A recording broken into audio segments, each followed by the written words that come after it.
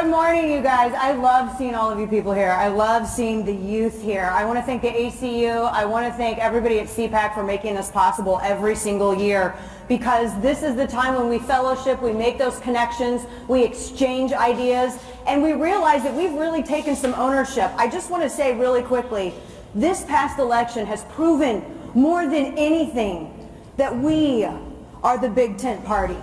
We are the big tent party. You have to think, this last election, we have been able to pull stalwart Democrats away from Hillary Clinton because they got tired of hearing about how they were going to afford their health care premiums and pay for the roof over their head with pronouns and which bathroom they could use. That's what they were told all throughout the election. And if anything, what this last election has proven to us is that your 80% friend does not have to be your 20% enemy. We learned that this past election. We are conservatives. We have the superior product. We don't have to modify our views. We don't have to rationalize why we believe what we believe.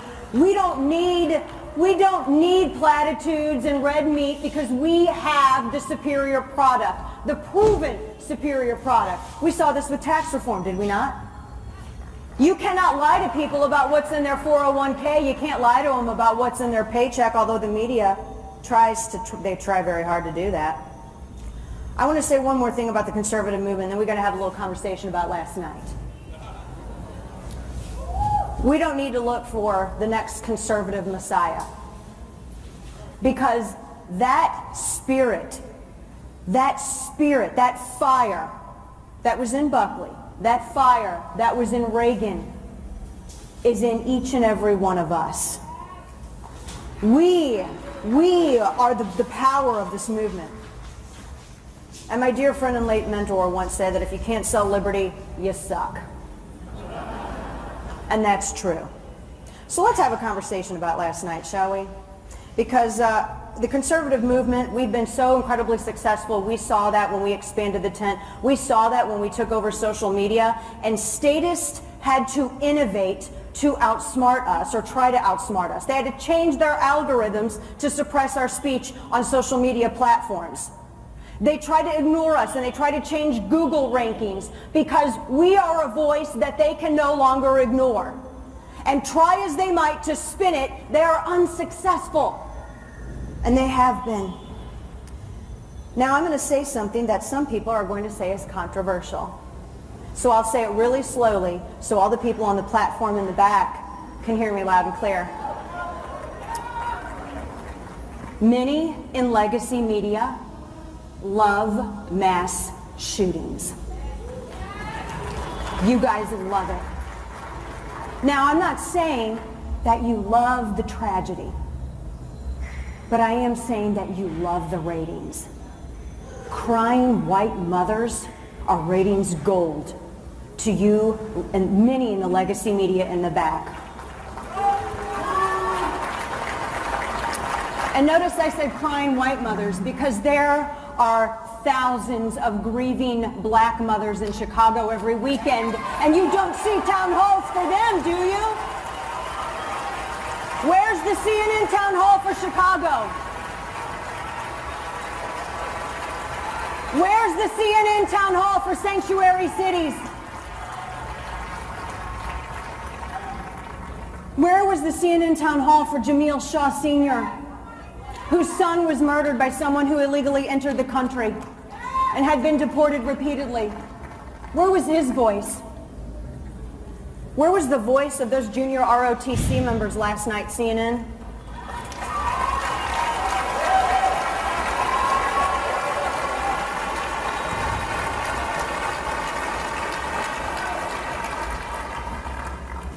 If it bleeds, it leads, doesn't it? And I don't mean to ignore you all here, but I'm really looking at a lot of the legacy media back there on the platform. And you can write whatever you want about me, and you can come find me in the hallways, and you can scream at me, and you can try to confront me. But I'm here, we're not going anywhere. I call BS.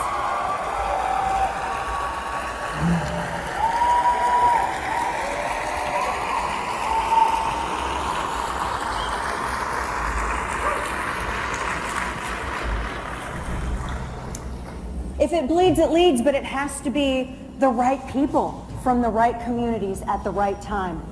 Let me just explain something to you all. I think it was insane that I was the hardest questioner on the Broward County Sheriff last night. How is that possible? Washington Navy Yard, Garland, Texas, Fort Hood, Charleston, Boston, San Bernardino, Orlando, Parkland. Do you know what all of these mass tragedy incidents involved? FBI dropped the ball. They dropped the ball. Now, I'm allergic to universal statements, just like I'm allergic to people who think Green Day is punk. But let me just be clear. In Charleston, this murderer was able to pass a background check even though he was a prohibited possessor because, as former FBI Director James Comey said, they made a mistake. It was a paperwork error. Sutherland Springs, this mass murderer was able to go and mow down a church because why? The Air Force did not report his conviction, the fact that he was mentally unstable, to the NICS system, which, by the way, the organization that I represent, 5 million plus members, average everyday Americans, moms and dads, they do the school run, they go to the grocery store, they're students, they're hunters, they're people like me who simply don't want to be assaulted in the parking lot if I go to the grocery store and get a gallon of milk at night. They are people like us, and we will not be gaslighted into thinking that we are responsible for a tragedy that we had nothing to do with. It is not our job to follow up on red flags. It is not our job to make sure that states are reporting to the background check system.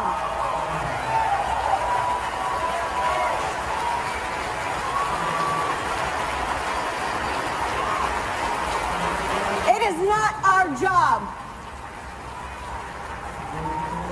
A failure of law enforcement is not a failure of the law. It is a failure of enforcement.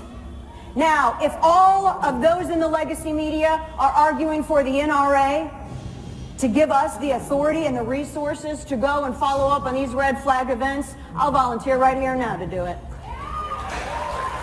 We have resources available at anyone's disposal if they want to reinforce their schools. But I'll say it again loud and clear. We're parents too.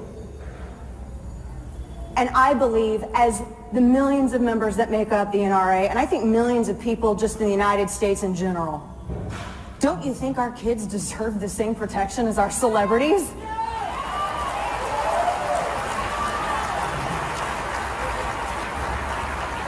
Don't you all think that our kids deserve the same protection as our athletes, as our banks, as our businesses? But yet we leave them the most unprotected. My condemnation is for those at the FBI. I know there's some good agents there, but for those at the FBI who dropped the ball 8 separate times with catastrophic consequences. You know, James Comey, when he wasn't busy taking directions from Loretta Lynch as to what to call Hillary Clinton's investigation or writing his self-aggrandizing memoirs, you know, he said they made a mistake. Maybe if you politicized your agency less and did your job more, we wouldn't have these problems.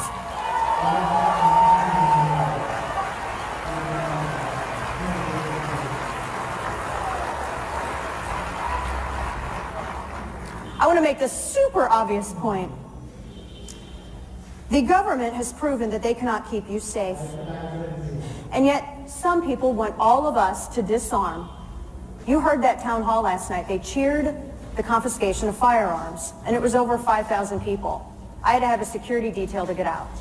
I wouldn't have been able to exit that if I did not have a private security detail. There were people rushing the stage and screaming, "Burn her." And I came there to talk solutions, and I still am going to continue that conversation on solutions, as the NRA has been doing for before I was alive. But the government can't keep you safe, and some people want us to give up our firearms and rely solely upon the protection of the same government that's already failed us numerous times to keep us safe. And then they also call Trump a tyrant, but then say that they want the president to also confiscate our firearms. Try to figure that one out. You know, after the Parkland tragedy, media was rushing to identify who this person was, and Politico ran a headline that said, "A white nationalist said he's one of us." Here's a message for people in the legacy media, many of you, not all, but a lot of you. Don't trust white nationalists. Don't use them as sources. Don't trust them. Senator Byrd's legacy lives on, I guess.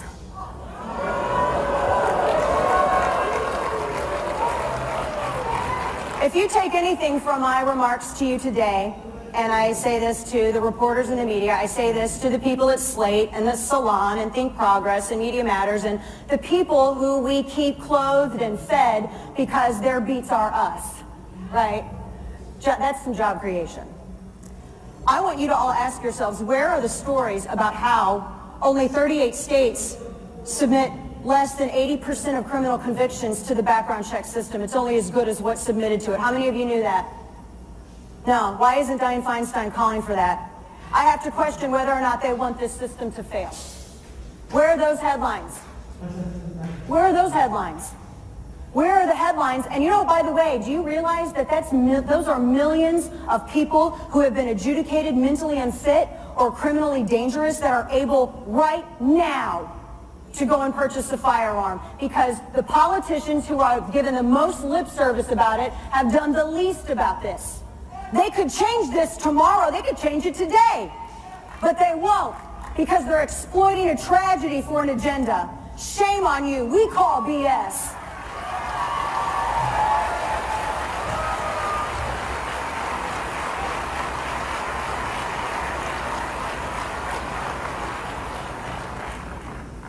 Where are the stories about how, here's a stat for you, from 1950 to July of 2016, 98.4% of mass shootings have taken place in gun-free zones. That's a fact. You guys are welcome to go. It's all online. I mean, there's this thing called Google. It's maybe the same place that you found the white nationalist to quote for your political headline, but, you know, just be careful, vet your sources. Fake news and all, you know. One of the things that you saw in this video before I came out, because a lot of people have been asking what I'm going to do next. God bless America that I can stay in Dallas, Texas. And God bless America that I'm able to join a group of people at the NRA and NRA TV to bring you an hour-long program every day beginning in March, no commercial breaks. None. We're going to show the media how fisking is done. And fisk those in the legacy media that insist on ignoring the real headlines, that insist on ignoring what is the cause of tragedy. You know, I was sitting on that stage with the Broward County Sheriff, and the toughest question I was asking this man, how did you fail 39 times? They had a law enforcement go to this murderer's house 39 times. He was caught taking bullets and knives in a backpack to his school. He had threatened repeatedly to shoot up his school. He was out there in plain sight using his name on social media accounts, sending messages to students that violated a Florida state statute that meant that that sheriff could have gone to his house that night and it had him involuntarily committed. Why didn't he? Why didn't he, Sheriff? That's not the NRA's job. That's yours. I'm joining NRA TV, and I'm really excited about bringing you stories that matter. And by the way, if anybody at Slate or New York Times or anyone else needs a refresher on what FISC means, I'll be at the NRA TV booth later on this afternoon. And by the way, we can also explain to you what Anglo-Saxon heritage also means in the discussion of law enforcement and sheriffs and all of that. Because I know that was a big obstacle for a lot of people in media too.